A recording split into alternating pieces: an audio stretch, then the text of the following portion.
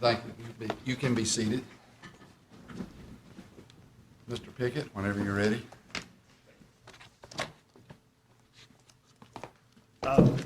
Good morning. May it please the court. My name is Mark Pickett, and along with Sheila Kenny, I represent Mr. Fowler in this matter.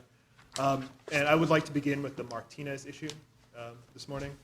Martinez v. Ryan provides that state collateral review counsel's ineffectiveness in failing to present a trial IAC claim may establish cause to excuse the procedural default of that claim. The court's rationale for this decision is that the initial collateral review proceeding, if undertaken with ineffective counsel, may not have been sufficient to ensure that proper consideration was given to that claim. In effect, without the benefit of Martinez, a petitioner, including Mr. Fowler, would get only one chance to present his trial ineffectiveness claims in state court. For this reason, Mr. Fowler's case should be remanded to the district court so that he can have the opportunity to present trial ineffectiveness claims under Martinez. Could I just clarify one thing, Martinez or Trevino? And the reason that I ask is that I believe in your opening brief you seem to suggest that all trial IAC claims in North Carolina had to be raised in post-conviction proceedings, but that doesn't seem to be the case, and you seem to have clarified that a little. Yes, Your Honor. I think Trevino makes clear what the intent of Martinez is, which Martinez is not setting this bright line rule where if any imaginable trial IAC claim could be presented on direct appeal, then Martinez does not apply to that case. What Trevino says is that if it's highly unlikely in a typical case that you'll have a meaningful opportunity to present your trial IAC claim on direct appeal, then Martinez and Trevino apply to your state. But the only purpose, and I apologize for interrupting, but the only purpose for my question was to make sure that factually you're not contending that North Carolina is a Martinez state. It's actually a Trevino state, which I thought was where you were ending up in your response brief. Yes, and that's correct, Your Honor. Thank you. Sorry for the detour. No problem. And just getting back to that point, the rule from Trevino is that if it's highly unlikely in a typical case that counsel will have a meaningful opportunity to develop a trial IAC claim on direct appeal, then Martinez and Trevino apply to that state. And the North Carolina case that is really the main case that addresses this issue, State v. Fair, says very similar language, that if it's likely that counsel will not be in a position to adequately develop many IAC claims on direct appeal. How, if at all, is that different from the rule in the Fourth Circuit for IAC claims? In terms of direct appeals in the Fourth Circuit, yeah. I'm not precisely familiar with the rule in the Fourth Circuit but I know that the way the Fourth Circuit has interpreted the North Carolina rule in McCarver v. Lee is also on point with that. The overwhelming majority of trial IAC claims, with the exception of this very narrow category of cold record claims that the state in its own response refers to as a limited category of claims, only those type of claims can be brought on direct appeal. So, assuming arguendo that the Fourth Circuit rule, and virtually every other circuit's rule, to my knowledge, is pretty much exactly the same as North Carolina's rule, does that mean that the dissenters in Trevino were correct, that what Justice Breyer was doing was simply overruling Coleman, in effect, by saying that, in effect, no lawyer who represents a defendant in a first state post-conviction can represent that defendant in a 2254 action? Is that where we end up as a practical matter? I guess I have two. To that second question, I think that may be the case, or that alternatively some third counsel would need to be appointed to look into any Martinez claims. But I don't think it means... That could be pretty messy, couldn't it? I Don't you think most courts would just say, okay, enough of this, you just can't do both? I think that may be the case, yes.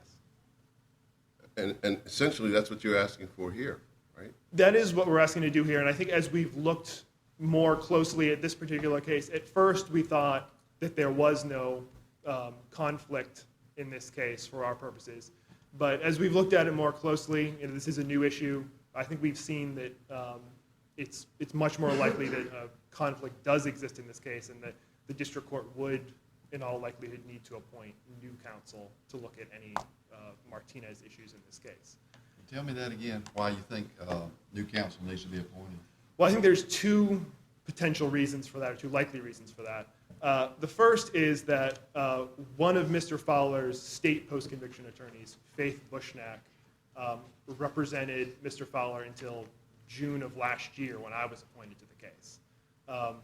Until that time, and during that time, starting from 2011, Ms. Kenny, my co-counsel, was also counsel on that case. But hadn't the MAR been filed by Greenwald and Teach Out? Yeah, Hadn't they been the ones that had researched the record and had determined what claims were going to be filed, if any, with regard to ineffective assistance of counsel? I think certainly Teach Out and Greenwald, but also Bushnack and... Bushnack wasn't appointed until 2 years after, or 18 months after the MAR had been filed. That's true, Your Honor, but that was still part of the initial collateral review post-conviction proceedings that extended.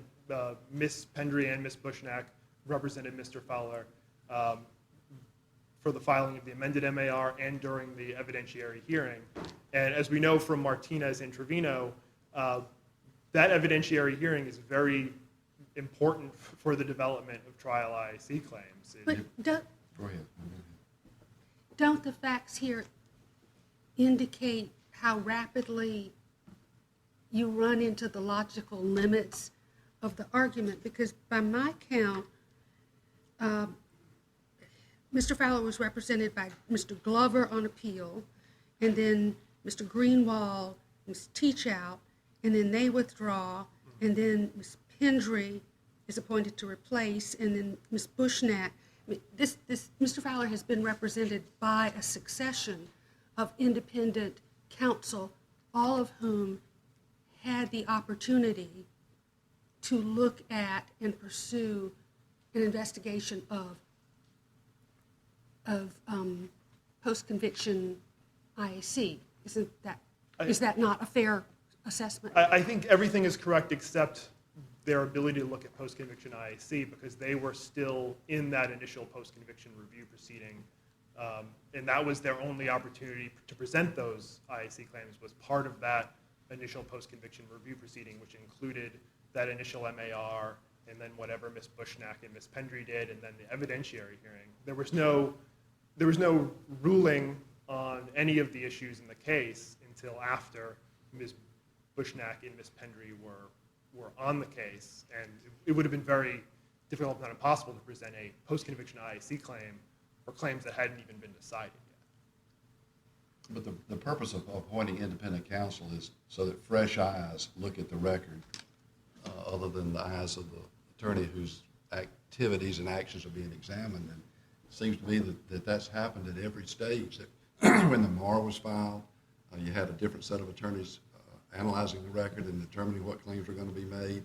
And then attorneys are changed so that when the federal habeas action is filed, you've got new attorneys then taking a look at it and making determinations. It just seems to me that the purpose of having independent counsel has been fulfilled in this case. Well, I think for the purpose of federal habeas, some of the attorneys were the same.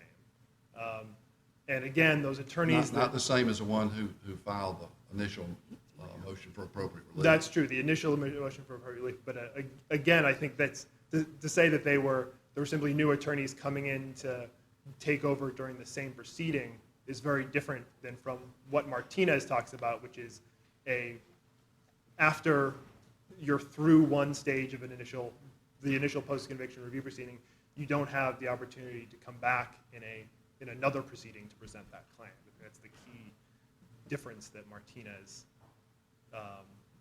the difference between a direct appeal claim and a claim presented in post-conviction.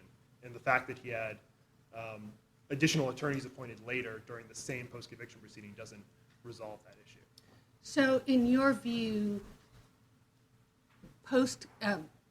counsel has to be appointed afresh after the completion of any state MAR process? I think that's the direction where Martinez is going, yes, Your Honor. No, my question was to you. Is that Yes. what you think should have happened here? Well, at the time, with the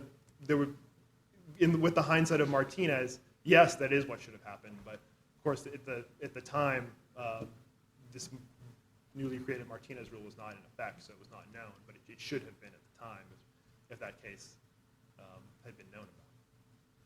Since the trial was concluded, how many different lawyers has this defendant had? Your Honor, I would say it's been 7, perhaps. 7 lawyers since the trial examining the record for That's errors, correct, Your which Honor, would but- include IAC claims. But I think what Martinez gets to is not the number of attorneys or really, how many attorneys have looked at the claim. It's the type of proceeding. It's whether you have the chance in that proceeding. There's not any distinction talked about with new attorneys getting on the case. Certainly not in the same state post-conviction proceeding. The fact remains is that for any of his non-cold record claims, Mr. Fowler's one chance to present his trial and effectiveness claims was in that initial post-conviction review proceeding. Now, I know that our gray order and the Juniper order suggest, if they don't say explicitly, and they probably do, that we don't require 2254 counsel actually to identify some mistake that they themselves might have made. But it would be awfully helpful here under the circumstances, because as you just responded to Chief Judge Traxler, I mean, we've had a revolving door of attorneys in this case. Can you proffer what you think is the most colorable potential claim here? Sure, Your Honor, and I would just preface this by saying that, of course, I think there may be other claims besides this one, and this Understood. may need further investigation, but certainly it relates directly to the claim, the eyewitness identification claim, for which we're here on the certificate of appealability. There's this eyewitness identification in this case that the district court itself in its order described as a questionable eyewitness identification. There were some issues that came out with it at trial that called it into question. But what did not come out until state post-conviction proceedings, and it's referenced in the brief, is that after Guzman, the eyewitness, identified or made a sort of uncertain identification of Mr. Fowler in the second photographic array presented to him by police, the police then told him that Mr. Fowler had boasted about committing the crime and then had used the money he got from committing the crime to go buy drugs. And you say that didn't come out until when? That did not come out until the state post-conviction proceedings. That fact was discovered, but it was never presented as a trial IAC claim. It seemed highly likely to me that it was ineffective for trial counsel not to investigate Guzman, to send a private investigator or someone to go speak to him. This came out in state post-conviction. Do we know that counsel did not do that? There's nothing on the record that I've seen to indicate that counsel did that. And then when it came out in state Okay, post-conviction... so you're not saying that counsel failed to do that. You're saying there's no showing in the record whether counsel did or did not. I don't believe counsel did it. I think I would need further investigation to confirm that 100%, but I don't believe counsel sent an investigator or spoke to Guzman beforehand, or clearly did not take the steps needed to discover this fact, because I think it clearly would have come out in the pretrial hearing. And when the post-conviction counsel discovered this fact, they didn't do anything with it. They hired an eyewitness identification expert who had spoken to Guzman, and that's how this fact came out, and then Guzman later testified to it at the hearing. But they never presented it as a trial IAC claim for the failure to investigate that fact. And at least based on just my review of the record, that appears to be a substantial claim of trial ineffectiveness. Mr. Pickett, to accept your argument and a right to new counsel, do we have to presume that when these new counsel are appointed midway through the proceedings, that they did nothing on their own, made no independent examination of the record as newly appointed counsel to determine if there were other claims that had not yet been asserted? And to be specific, so you understand, be more specific with my question. For example, the MAR was filed in 2002, then 2 years later, roughly, Ms. Penry and Ms. Bushnag are appointed before a decision is issued. Do we have to presume, in order to accept your argument, that they did no independent examination of the record to determine if there were other IAC claims that could have been made that weren't? No, Your Honor, I don't think we need to presume that. I can't say for sure exactly what they did, but again, what Martinez is getting at is the fact that you have that one chance by meeting the proceeding to present those claims. So counsel could have looked into it further, but certainly to determine whether, part of what you need to determine whether post-conviction counsel were ineffective is some sort of outcome. And by that point, the case was still pending. And it still represented only one chance to present that claim. So in your view, Martinez is proceeding specific. There not only has to be independent counsel, there has to be pre-conviction counsel, post-conviction state MAR counsel, and then federal habeas counsel? It's certainly in this case, Your Honor, yes. And the specific uniqueness of this case would be what exactly? Well, I'm merely to say that I can't speak to other cases, but I think that would be the likely outcome in another case where, if under Martinez, to have the same counsel that represented, in federal habeas, the represented counsel represented the person in state post-conviction would be problematic. And I think that's where Juniper and Gray, the two previous decisions by this court, were already heading in that direction anyway. Let me switch gears a little bit Sure. for my next question. And Your Honor, I have about 2.5 minutes left, and I would like to address my COA issue as well. Okay. Unless I can. I'll give you the time to do that with the consent of my colleagues. One of the things that concerns me is that this issue is being presented to us in the first instance, that it was not presented to the district court. Counsel in Gray, counsel in Fowler knew to raise this issue, and it was raised and adjudicated. Here, we're being presented to it. We're having it presented to us for the first time on appeal. That causes me a problem whenever I see an issue coming up that the district judge has not ruled on. So what explanation or way around that problem would you suggest? Well, Your Honor, I think this does present kind of simply inevitably because of the timing of when Trevino came out, that this would come up on appeal.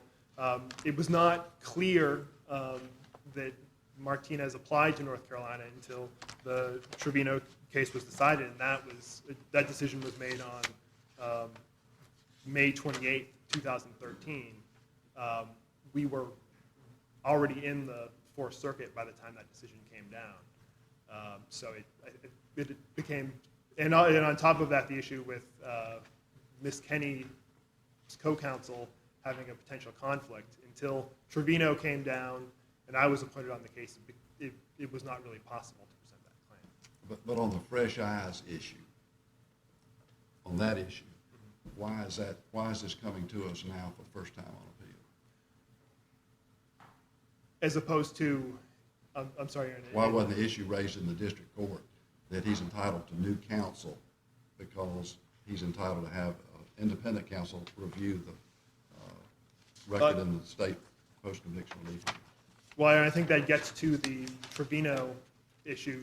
It may not have been because of the claim was not discovered or was maybe not known, but the fact that Trevino was not decided, this claim did not exist in North Carolina until that time. And And additionally, that conflict issue did create a problem with identifying issues. I think Gray, the first case to address Martinez issues in the Fourth Circuit, says that there's even a problem to have counsel, conflicted counsel identify an issue. All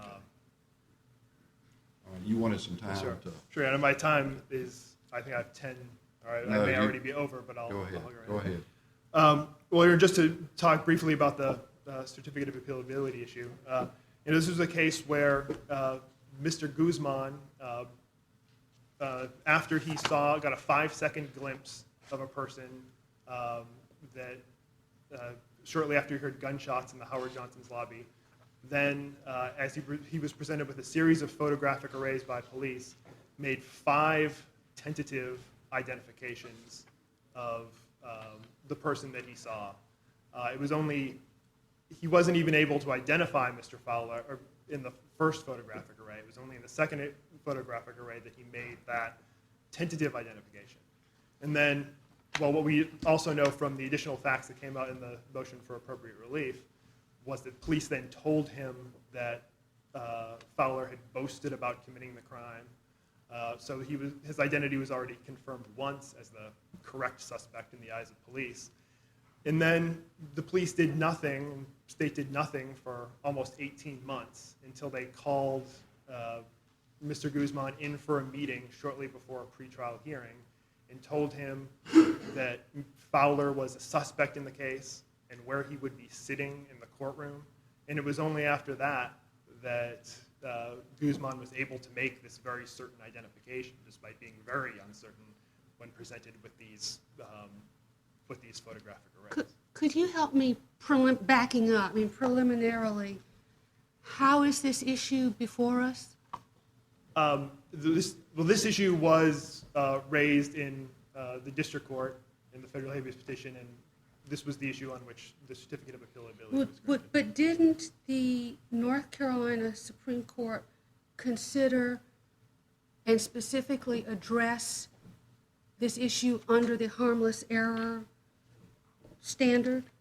And didn't it say, first of all, that there was no error, and if there were, the error was harmless? That is correct, Your Honor. And first, I guess to address harmlessness, there are, I think, 5 key facts that I'd like to point to with respect to that. But I'm not speaking to Sure. the merits. I'm speaking to a key, what seems to be the linchpin of your due process claim. Well, that's correct, Your Honor, that they did, and I understand that. I think that determination was unreasonable by the state Supreme Court because they did unreasonably apply the facts and not really consider the relevant facts. But was that challenged, the determination, the harmless error determination that you are now saying was unreasonable? And in fact, I don't think you, as I recall, raised harmless error in your opening brief. Well, I think the Supreme Court has indicated that harmless error is a affirmative defense for the state to raise, so it was not discussed. But you're challenging, Fowler would be challenging the North Carolina Supreme Court's determination.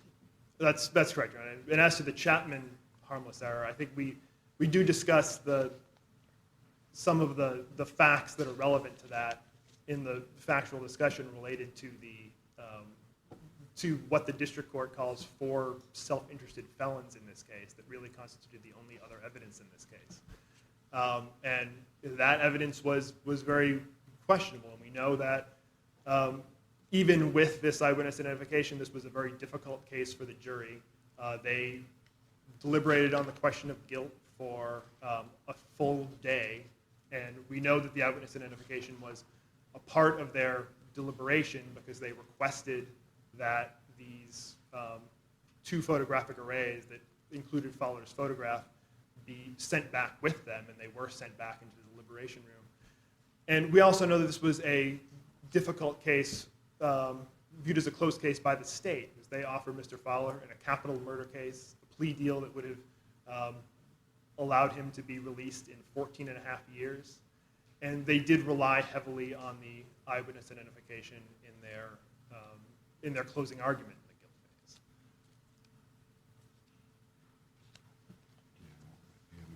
phase. Just very briefly, if I may, you probably have already answered this, but if we disagree with you on the COA issue,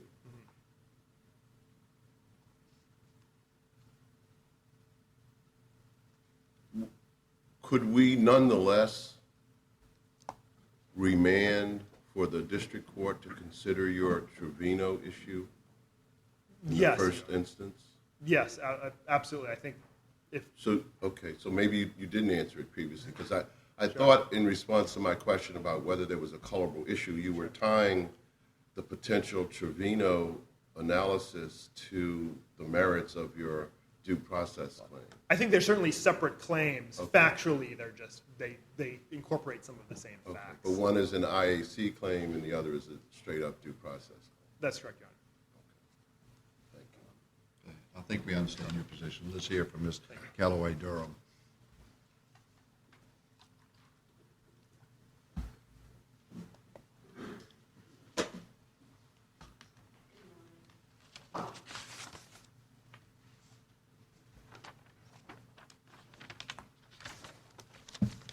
May it please the court. I guess I'll start with the Trevino issue. I'm really not sure if it's a Trevino issue or a Juniper issue. The first motion filed by the defense coined it as a Juniper issue. And I see Juniper and Gray, Martinez, and then Trevino as having separate and distinct issues for this court to consider. First and foremost, Martinez is not about the issue of independent counsel per se. Martinez is about whether or not there's cause to excuse the default, a procedural default, for failing to raise something that Coleman versus Thompson explicitly said you could not do. In other words, Martinez is about whether or not there is a narrow exception to Coleman versus Thompson. Martinez is very clear it did not overturn Coleman versus Thompson. It just gave a narrow exception. And the narrow exception is not to the constitutionality of counsel on post-conviction. The narrow exception is, A, if you're in a state that did not allow you to raise ineffective assistance of trial counsel during direct appeal, such that your initial review process is in state collateral review. And during that collateral review, you either didn't have an attorney at all because you're not constitutionally allowed to have one under Coleman, or you had one who failed to raise something, deficient in failing to raise something. They don't say you're constitutionally ineffective for raising it. They just said deficient for raising. Deficient in raising the ineffective assistance at trial counsel. All roads lead back to trial counsel. It's not the constitutionality of the post-conviction counsel. It is the defectiveness in failing to raise a constitutional issue, that being trial counsel ineffective assistance. And if you have those things, then you must then raise a substantial claim, which is to say you have some merit. And Martinez has a language about what that merit is. In other words, they don't want to put a significant strain on state resources. And from what I'm hearing in the questions earlier, I think with the arguable 7 sets of eyeballs we've had here before we got to this point, that it would be, in fact, a substantial strain on state resources. See, I don't quite understand that, because once the MAR is finished, what state resources are being expended on behalf of the defendant? Once the defendant comes into federal court, the state's off the hook. The state standing here, there's still Oh, state yeah. resources. The assistant attorneys general around the country will have work to do, but that's a good thing for the assistant attorneys generals around the country, right? And the defense are more often than not, they're paid by the state as well. I don't think that's true. You contend that defense counsel in federal habeas 2254s are paid by the state? That's not true. They're paid by the federal taxpayer, right? My reasoning, and if I could get back to Juniper, was simply to go down the road of how we got to Juniper and Martinez, being why there was an obligation to bring a substantial claim, if I can get back to that. With regard to Martinez, the issue is cause, whether or not there's cause under this narrow exception to excuse the default under Coleman. Then you get to Trevino. Trevino is not about whether or not there's, in effect, Martinez error. Trevino, is about whether or not one of the prongs of Martinez applies in states where on the record they say that you're not allowed to bring, that you are allowed to bring ineffective assistance of counsel on direct appeal, but then they make it virtually impossible for you to do so. That's the issue, that's the holding of Trevino in applying those sets of facts to Martinez. Then we fast forward to Gray and Juniper. The issue in Gray and Juniper was not about Martinez error insofar as whether or not there is a substantial claim. They never got there for a reason. This court, never got there for a reason. Juniper and Gray are about whether or not they should appoint independent, qualified counsel for the limited purpose of going back to look to whether or not there was ineffective assistance of trial counsel that was not properly addressed by counsel during the first prong hearing, initial review in Virginia, which is in fact the state collateral review process. Could I just parse this so that I'm sure I understand what you're saying? The focus in Trevino, which does appear to me to expand the narrow exception in Martinez. Would you agree with that? I don't believe it expands it. I think it just gives another explanation of what one of the prongs of Martinez is, because expanding it to expand it so that Coleman is overturned would mean that you are looking to ineffective assistance of counsel on collateral review. You're not. You're looking at the failure to raise something not on a constitutional level, but on a factual level that was not raised during trial counsel's representation that was in effect ineffective constitutionally. I'm not, to the extent that I understand what you're saying, I'm actually not sure it's either A, accurate, or B, that it helps the state. In Martinez, you had, as I recall, state procedural requirements that failure to bring a claim would bar it. The claim had to be made as a rule matter at trial, whereas at Martinez reached out a little far. Trevino covers a state like North Carolina where it's difficult, where you have this bifurcation. You can bring IAC claims if they're required to be brought, if they, at the first instance, if they are apparent from the face of the record. If they require investigation, then Trevino says you're entitled to independent counsel. But I guess most of all, I'm not quite sure why, for purposes of your argument, it matters. Okay, Trevino is about whether or not it's virtually impossible to bring ineffective assistance of trial counsel on direct appeal. Right. Okay. And you would acknowledge, though, that North Carolina, that at least, and it appears to be Fowler's counsel's position, that North Carolina is a state similar to Texas in that it is difficult because you have this bifurcated process to bring claims, IAC claims that do not appear on the face of the trial record, like, for instance, failure to explore an alibi defense. You would need to do additional post-trial investigation for that, but that Trevino covers that. Trevino is not applicable to North Carolina insofar as the reasons that they gave for applying it to Texas are distinctive from North Carolina. For instance, they gave I'm sorry, go ahead, please. They gave examples of the time constraints to file this motion for a new trial. There was an 8-day window before counsel was appointed after sentencing, followed by 22 days to decide to file the motion and to raise the claims in the motion, where they had maybe 45 days for an extension, but they still wouldn't have the transcript. In North Carolina, you don't have that circumstance.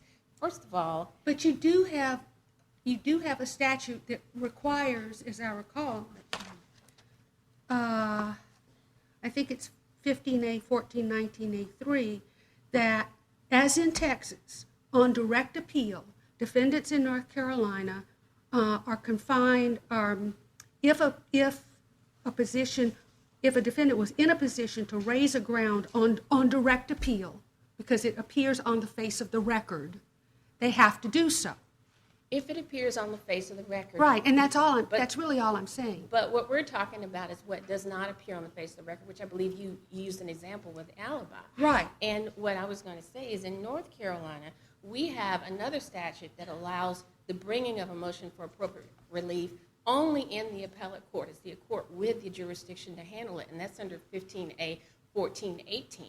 15A 1418 allows these motions for appropriate relief to be brought in. This is what you raised in your 28J letter? Yes, and there was a response. And the response says, like in Texas, there's stuff in the books, but don't mean anything in real world. How many instances, I mean, obviously you didn't get a chance to file a response to counsel's response to your 28J letter, but how many instances can you point to where this procedure's been used in the last, let's say, 30 years?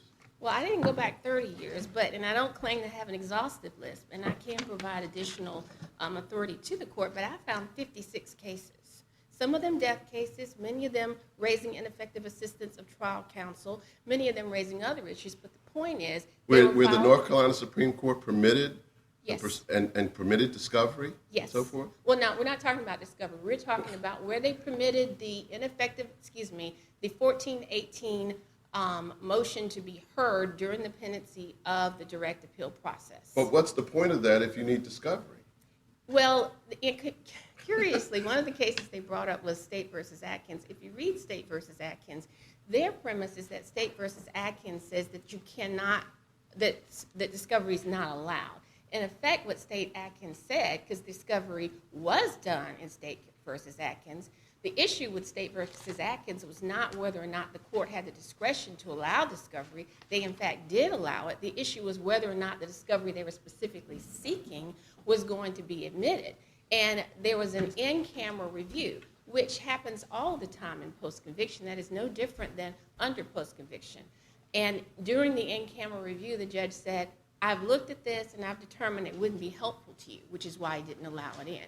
State versus Atkins does not stand for the premise that you are not allowed to raise to raise discovery during this direct appeal process. What it says is that it's basically at the court's discretion. So it's not disallowed, and it has been done, and it was done in Atkins. I'm sorry, the court doesn't have discretion to deny discovery in Amar, does it? The court has discretion in a motion for appropriate relief in post-conviction. Is that what you're asking Yes. me? Yes, the state is required to do certain forms of its discovery. Precisely. But So there's no equivalency. the equivalency is what Atkins stood for, which was whether or not some things went into an in-camera review, and the judge, after viewing it in camera, could decide then not to allow it. And the reason they didn't allow it was because it wouldn't be helpful. I guess I'm having difficulty finding an equivalency between a procedure on the one hand where counsel, post-conviction counsel, has the full panoply of discovery, fewer time constraints, et cetera, on the one hand, and then you can file this thing with the Supreme Court of North Carolina, and there's all kinds of discretion for judges to say no. Why would counsel ever take the second route rather than the first? Discovery was but one thing that Trevino looked at. Again, they looked at the time constraints. If you add up the timeline, and this is just a part of the timeline, which routinely gets extended in direct appeal processes in North Carolina, specifically with respect to capital cases. From the time of the entry of judgment all the way to when the appellee, the state, files their brief, I think I counted up 353 days. That's if there are no extensions. What And if we, extensions, I'm sorry, what if we disagree with you on your Trevino analysis about the structure of the North Carolina MAR process? Do you lose? I'm not sure if you disagree. I'm really having trouble following your argument about the North Carolina statute and why, for all practical purposes, North Carolina's statute differs from Texas. It differs from statute. No, but that's, I don't want to go back there because I was listening and I'm sorry, I'm still not getting it. Is it critical to your argument, I guess, is what I'm asking now? It's one of many factors that's critical to my argument because Trevino raised several factors, and in pinpointing each one of those factors that Trevino relied on, our position is that North Carolina is not like Texas. Time constraints being but one of them. The statutory framework under 1418 But I being think, but one. I'm sorry, I think Judge Duncan has the same question I do. Assuming you lose on your threshold issue of whether North Carolina is a Trevino state, what is your next argument If this for court why you should win nonetheless? If this court does believe that North Carolina falls within the threshold of Trevino and therefore Martinez applies, our response is there is an 11th hour motion that's not been fully briefed, but that the issue that this motion was premised upon is Juniper, and Juniper being whether or not there is a conflict of interest. Everything that has been filed since my response to their motion is saying there is no conflict of So now you're going to the fact, as the questions to Mr. Pickett focused on, the availability of these multiple sets of eyes looking at what happened during the trial process, not the effectiveness of post-conviction counsel per se, but the potential ineffectiveness of trial counsel. And I thought that was where you were going initially. Yes, the premise, and I kind of sidetracked because I felt like I had to explain the procedure of how we got Well, you to Juniper. defended your first line of attack. I mean, I understood that, but moving on. Yes, moving on, the purpose of his motion, which I believe is what's before this court, is whether or not he's entitled to Martinez counsel under the ruling of Juniper versus Davis. And our position is that that holding was specific to a conflict of interest issue, which we do not believe exists, which in his last filing, he admits did not exist. His words were, as noted in the motion, Fowler was not represented by undersigned counsel Sheila Kenny or Mark Pinnock during the state post-conviction proceedings. Thus, no direct appeal, no direct conflict exists, preventing undersigned from investigating claims that post-conviction counsel were All right, ineffective. let me interrupt you just a second.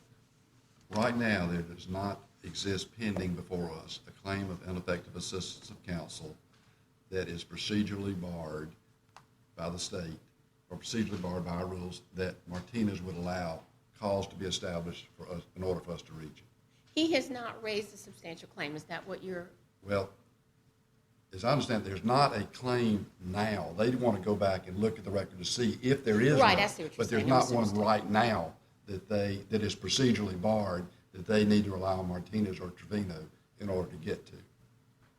I'm not sure when you say a claim. The purpose of his motion is to have independent counsel under Juniper and Davis, and Gray is premised on a conflict which doesn't exist. That's the purpose of Juniper. I think I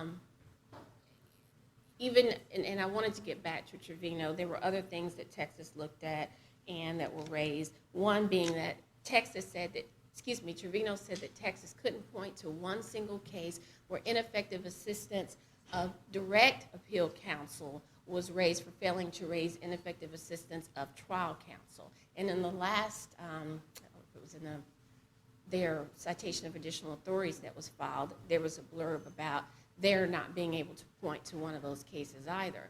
And again, this is not something that we've fully briefed, but I can only go on what I know firsthand in my 18 cases. You would have to go through all of the physical files to answer this question, because not all the cases are through the state post-conviction process. They're not superior court orders in place that haven't made it into the federal court, so it's not easy to search for. But in my own cases that I physically went through, I have one of those cases. And I submit from talking to my office members that they believe there are others out there. I just am not prepared to present the other names. But in North Carolina, with respect to my own caseload, the state versus David Thomas Garner is an example of the very thing that Texas couldn't prove and that Trevino's court looked at to say that... I'm really kind of confused about why you're so determined to convince us, at least here, that North Carolina is not Texas. Can I ask you this? If this issue had arisen in the district court before the district court ruled on the petition, let's assume, Martinez and Trevino had been decided 6 months earlier, would you actually be opposing appointment of counsel in the district court? What we're opposing is... No, I'm asking a hypothetical. Would you actually oppose in the district court? And are you opposing in any other cases that are still in the district court's appointment at federal expense of independent counsel to see if there are any forfeited claims? There are already counsel appointed, and especially in this case, that are independent and qualified for the purpose of going back... You're not answering my question, Ms. Keller. They're already appointed. I don't know of a reason to reappoint someone to do something they're already appointed to do. Okay, I'm asking then about a separate case, not this case. Okay. Have you opposed the appointment of Trevino counsel in any other case? I personally in the district court have not had... Has any of your colleagues opposed it? I'm not aware of that it's come up in any of the It hasn't come up in any other case? No, Your Honor. But in this case, there's not a conflict, so they're already appointed to go back to the record about what happened at trial and look for issues regarding ineffective assistance of counsel. If we disagree with you on that and find that there is a sufficient showing of a conflict, and as counsel for Mr. Fowler conceded in his argument, we could rule in your favor on the COA issue, on the due process issue, and we could at the same time send it back to the district court for the district court, one, to determine whether to appoint Juniper counsel, and two, if so, under what circumstances, what parameters. Would you oppose that? In this particular case, which is Trevino and Martinez are about the facts, in this particular case, the issue is totally different because he's already raised ineffective assistance of counsel with respect to this eyewitness issue with Mr. Guzman, and that was... Not with respect to what Mr. Guzman was, at least as I understand it, there's been no claim that what appears on the face of it to be at least improper, if not unethical, behavior by the police to tell an eyewitness potential eyewitness witness in a capital case about how the defendant is seated between his counsel and was bragging about the murder. That I don't think you'll find that kind of advice given in any police or detective manual anywhere in this country. You don't do that. And no prosecutor wants a law enforcement officer behaving in that way. So counsel is now claiming that post-conviction counsel in the MAR failed to investigate why trial counsel failed to pursue those avenues of investigation. And what he's asking for in response to my question was an opportunity to go back to the district court and have a lawyer appointed to see if there is a cognizable forfeited claim in those regards. And he agrees that it's separate from the due process claim that we're actually here on. The due process claim that we're actually here on, though, does speak to the issue of whether or not the prosecuting attorneys told Mr. Guzman where the defendant would be in the courtroom. And the North Carolina Supreme Court already adjudicated that issue at the direct What appeal about stage. the officers telling him he's bragging about having killed somebody? That would be news to me. I can't respond to that. I don't know anything about that. I have no idea whether or not there's any truth to that. That's why he wants Trevino counsel But appointed. that goes back to raising a substantial claim, which Juniper does not speak to, which Trevino does not speak to, Martinez speaks to, whether or not there's raised a substantial claim. And merely bringing up something at this 11th hour doesn't mean a substantial claim. In fact, But I Martinez, thought you told me you would oppose it even had it been raised in the district court. in Martinez, it says state may I'm sorry, answer- didn't you say, did I misunderstand? If this very issue had arisen in the district court, before the district court lost jurisdiction over this case, if I understood you, you were saying that the state would oppose, even in the district court, the appointment of Trevino counsel. because of the lack of a So it doesn't have substantial anything claim. to do with the 11th hour, really. It has, Well, actually, the North Carolina Supreme Court held both that the state's procedures weren't unnecessarily suggestive, and in the alternative, if they were, that it didn't give rise to a substantial likelihood of irreparable misidentification. correct. So that's a state, that's a finding, that harmlessness finding has never been challenged, as best I can tell.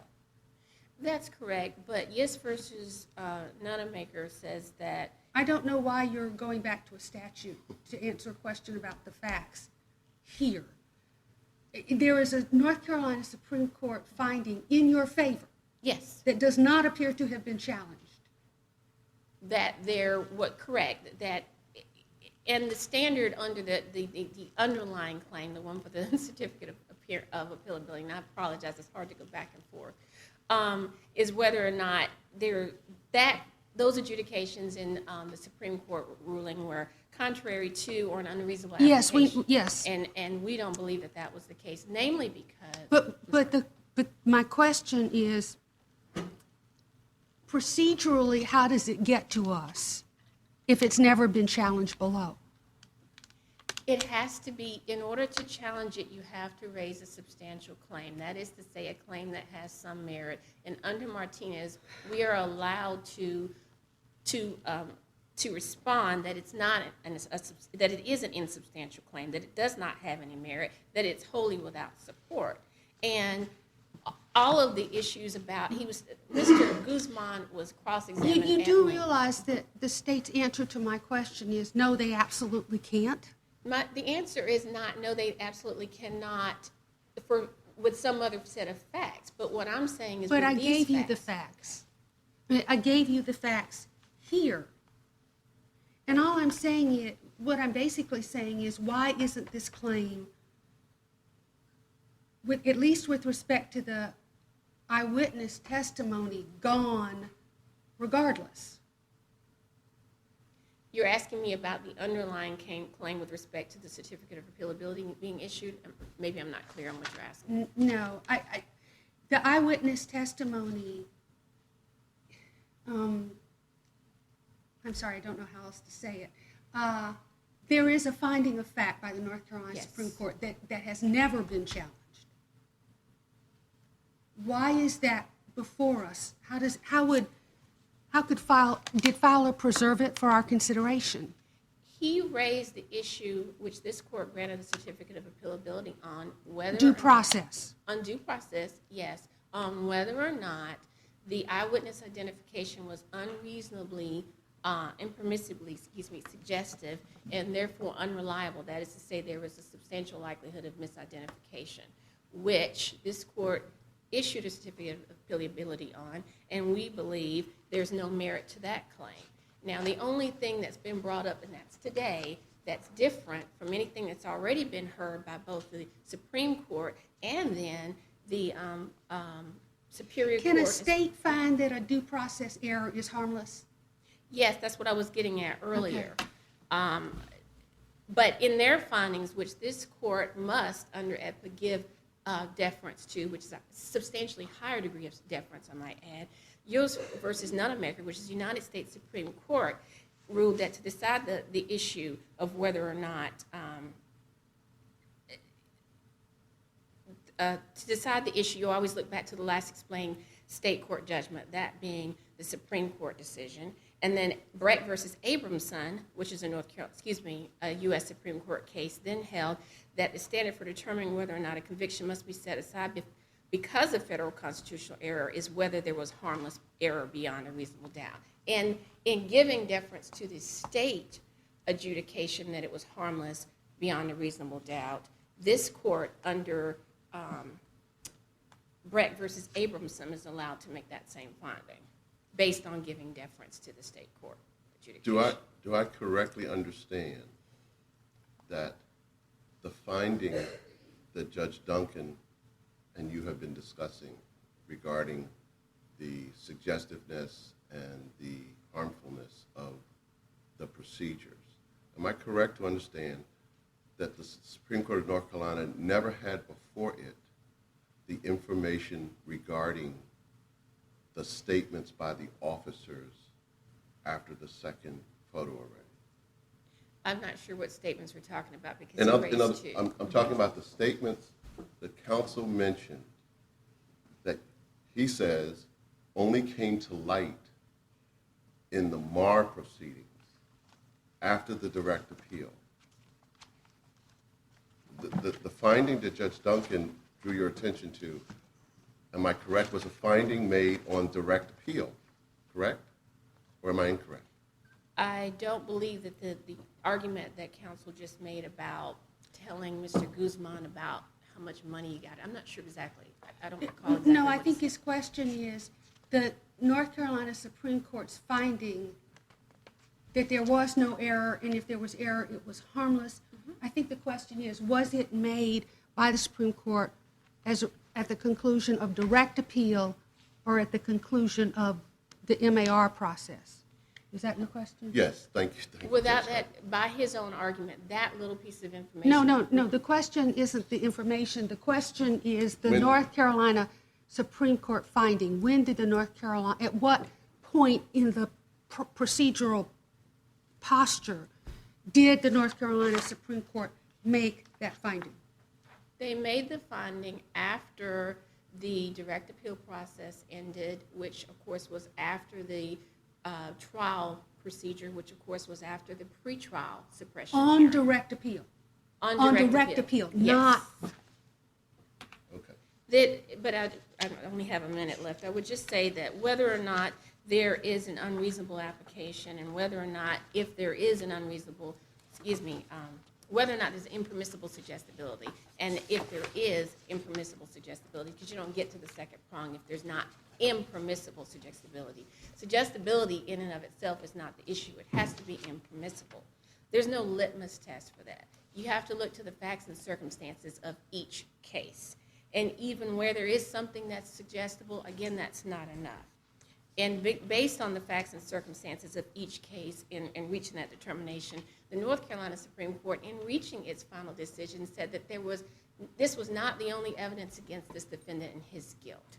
His guilt was based upon lots of different information, that namely other witnesses who corroborated not just what Mr. Guzman said, but also what the hard facts, such as the caliber of the murder weapon, and what Mr. Chavarat, the other witness who was not available at the time of the hearing to testify to, what he also said. All those things put in perspective, there was more than just this witness's information and what he testified to that showed that there was no impermissible, which is higher than just permissible, than just suggestibility, but impermissible suggestivity. And the Supreme Court, the U.S. Supreme Court has already said that any level of error left at that point, barring impermissible suggestibility, is covered by cross-examination. This witness was cross-examined numerous times during pretrial and on trial. And each time he was cross-examined, the jury, during the trial, not the pretrial, was there to hear everything that he said. He was not presented as a a witness that didn't have anything else, excuse me, what's the word they used? He was not presented as an unbiased witness. He testified that he focused his attention for at least 5 seconds, and that was his testimony at least. The court found that it was approximately 5 seconds, but at least meaning it could have been more than that he stared at him from 25 feet away. From that wall to the end of that table is about 3 car widths apart, each car being approximately 10 feet, which means you're looking at less than that distance that he was standing from when he peered through the window and had what I would contend under Biggers is a good look at this defendant. That if there were any inaccuracies, that was for the jury to determine and winnow out. In fact, the United States Supreme Court has ruled that the jury is in the best place to weigh these kinds of issues, that they have the good sense and the judgment of American juries for evidence of some untrustworthiness is customary for the grill of the juries. The juries are not so susceptible that they cannot measure intelligently and weigh identification testimony that has some questionable feature. Excuse me, I'm looking at the North Carolina Supreme Court's, I think it's a decision on direct, that although Guzman never explicitly testified that his meeting with prosecutors did not affect his in-court identification, the evidence in the record supports the trial court's conclusion that Guzman's identification was not a result of prosecutorial suggestion. And then it goes on to reject the defendant's argument that the cumulative effect of viewing the photographic arrays and meeting with prosecutors caused Guzman's in-court identification to be a violation. And then assuming, arguendo, that the process was impermissibly suggestive, nevertheless concludes under the second prong that the procedures didn't create substantial likelihood of misidentification, noting that, going on to note that Guzman's in-court identification was by no means the only evidence pointing to the defendant's guilt. So it's a pretty global sort of finding. Well, and that's exactly the kind of thing that Biggers, which is the clearly established United States Supreme Court law on the issue, speaks to. Biggers makes clear that it's about the facts and circumstances of the individual cases. Biggers makes clear that it's about the totality of the circumstances. Biggers makes clear that they gave guidelines, which means this is not hard and fast. It's not all of them, but they gave guidelines. And each one of those guidelines that they gave are things that this witness was able to address clearly to the point that the North Carolina Supreme Court did not find that any suggestibility was impermissible, and that he, in fact, was able to identify, as he testified at trial, that this particular defendant was the person he saw based on his recollection, not based on anything they said. And you answered my question. Okay, Thank you very much. I think we understand your position. Let's hear from Mr. Pickett. Okay. Thank you. Thank you.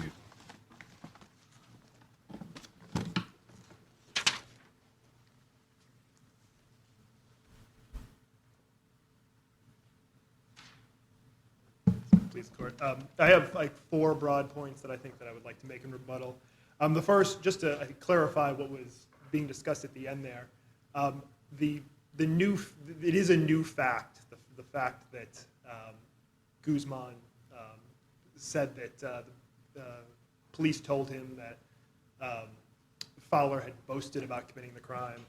It is not something that came out until the MAR evidentiary hearing, so that state Supreme Court disposition did not have the benefit of that fact, which is why we see it as an important part of the Martinez claim, because that fact is never, because also of state post-conviction counsel's error, that fact was never brought into any sort of IAC claim on trial counsel's performance in failing to uncover that fact. It's on page 1663 of the JA. Guzman clearly testifies that the police, after that second photo array, that the police told him that Fowler boasted about committing the crime. I think the second point that I would like to address is the issue with the multiple counsel that Fowler had during state post-conviction proceedings. I just want to reemphasize there that what Martinez is getting at the fact that you only have that one chance in court to present that trial IAC claim in state post-conviction. I think there's not really any discussion of the number of attorneys that you've had. Just a quote here directly from Martinez.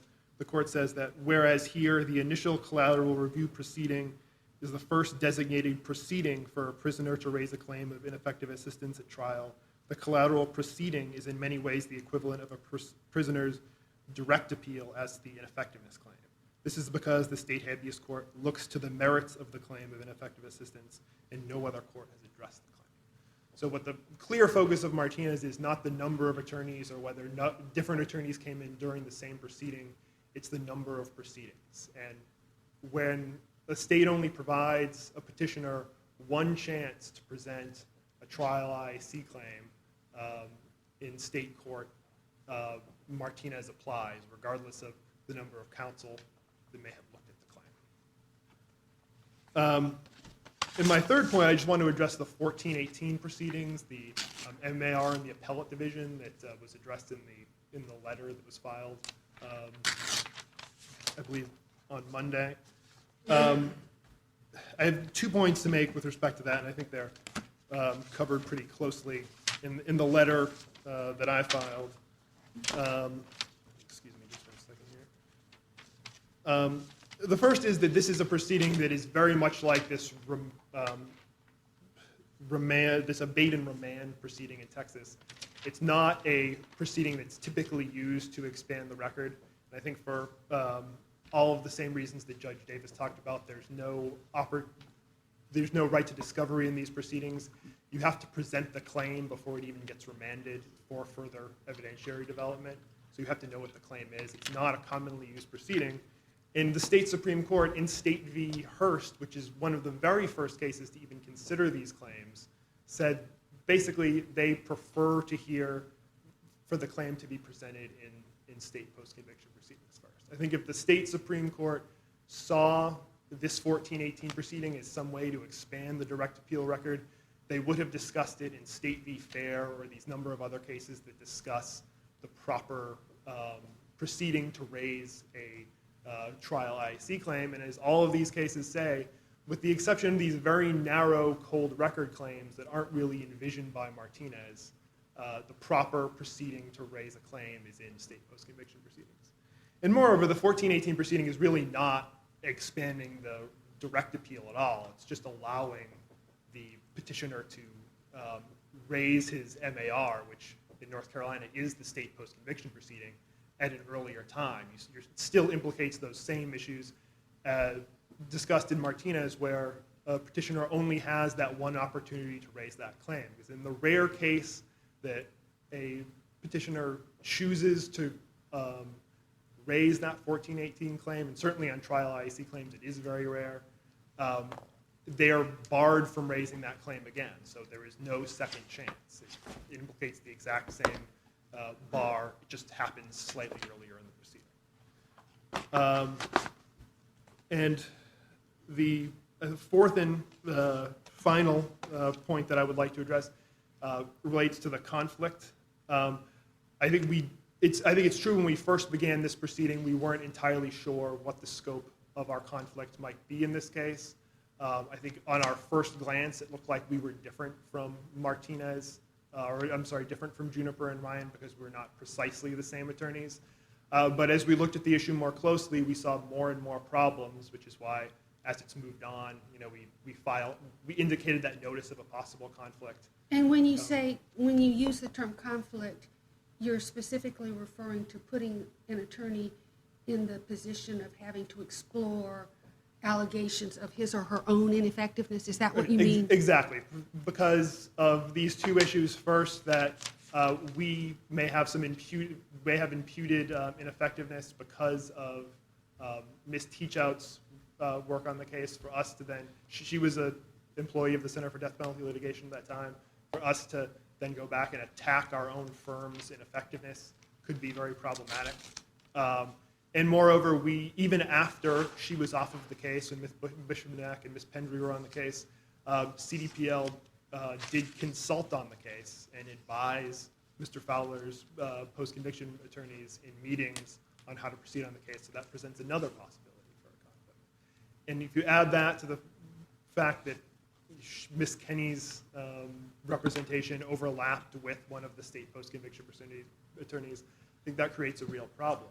I think the bottom line is this is something that needs to be remanded to the district court for that issue to be looked into further, and then for counsel to present a substantial claim if indeed one exists. Because, of course, what I presented here today is just what I've seen from reviewing the record. There may be evidence of other claims, and there may be further evidence to go to this claim related to the eyewitness identification that I talked about. Okay, thank you, Mr. That's all I Pickett. have. Thank you. Thank you. I note that you're court appointed. We appreciate very much your undertaking representation of your I'm client. happy to do it. Thank you, Your Honor. For the benefit of the people who are here watching, it's a tradition of this court that upon the conclusion of oral argument, we come down and get a chance to say hello to the lawyers because we frankly live such a monastic existence usually.